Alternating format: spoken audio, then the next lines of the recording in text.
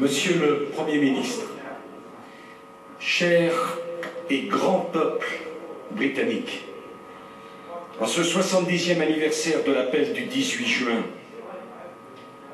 appel lancé à l'une des heures les plus tragiques de notre histoire commune, dans cet hôpital royal de Chelsea qui est pour l'Angleterre ce que les Invalides sont pour la France, permettez-moi de vous adresser le salut fraternel et la reconnaissance éternelle du peuple français qui se souvient de ce que vous avez accompli, vous les Britanniques, pour notre liberté et pour notre honneur.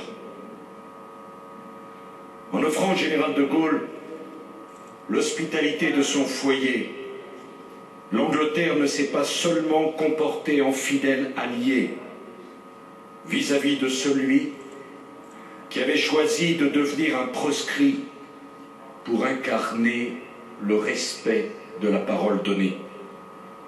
La France avait donné sa parole que dans cette guerre, elle ne se séparerait jamais de l'Angleterre, que jamais elle ne cesserait de combattre à ses côtés.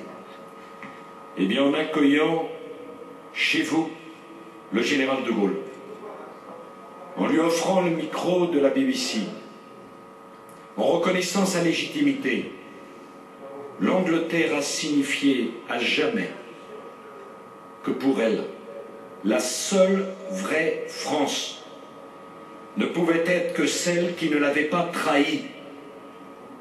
La seule vraie France pouvait être que celle qui voulait continuer de se battre. La seule vraie France était celle qui n'acceptait pas la défaite.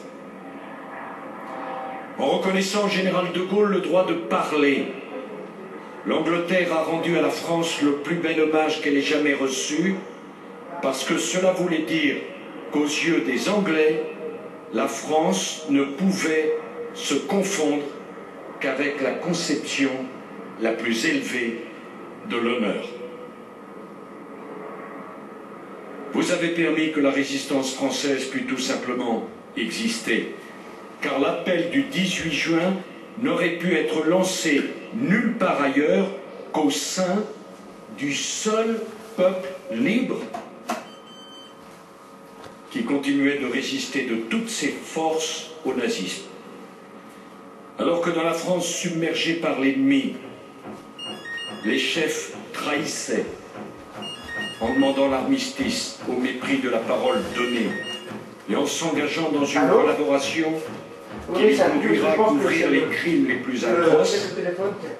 À Londres, le général de Gaulle répondait à Winston Churchill, qui avait juré le 4 juin « Nous ne nous rendrons jamais ». Le général de Gaulle lui répondait « La flamme de la résistance française ne doit pas s'éteindre et ne s'éteindra pas ». Alors que le peuple britannique se préparait à repousser l'invasion, une voix s'éleva pour dire à tous les Français qu'ils allaient pouvoir continuer à se battre sous le drapeau et sous l'uniforme français. Les mots simples et graves du 18 juin sont entrés dans notre histoire parce qu'ils étaient la réponse que cherchaient tous ceux qui voulaient se battre, qui ne savaient pas avec qui ne savaient pas où aller ni comment. La première résistance se fit à tâtons dans l'obscurité. Et le général de Gaulle apporta la lumière. L'appel du 18 juin offrit un repère, un cadre, un point de ralliement. Et plus encore, il donna à ce combat une cause à servir, un but, à tous ceux qui savaient tous contre quoi ils s'étaient révoltés, mais qui ne savaient pas encore pourquoi ils allaient s'engager. Sans le 18 juin, il y aurait quand même eu des résistants, mais il n'y aurait pas eu la France libre. Il n'y aurait pas eu le Conseil national de la résistance. il n'y aurait pas eu la France parmi les vainqueurs le jour de la capitulation allemande. Il n'y aurait pas eu la France lavée du déshonneur de la collaboration.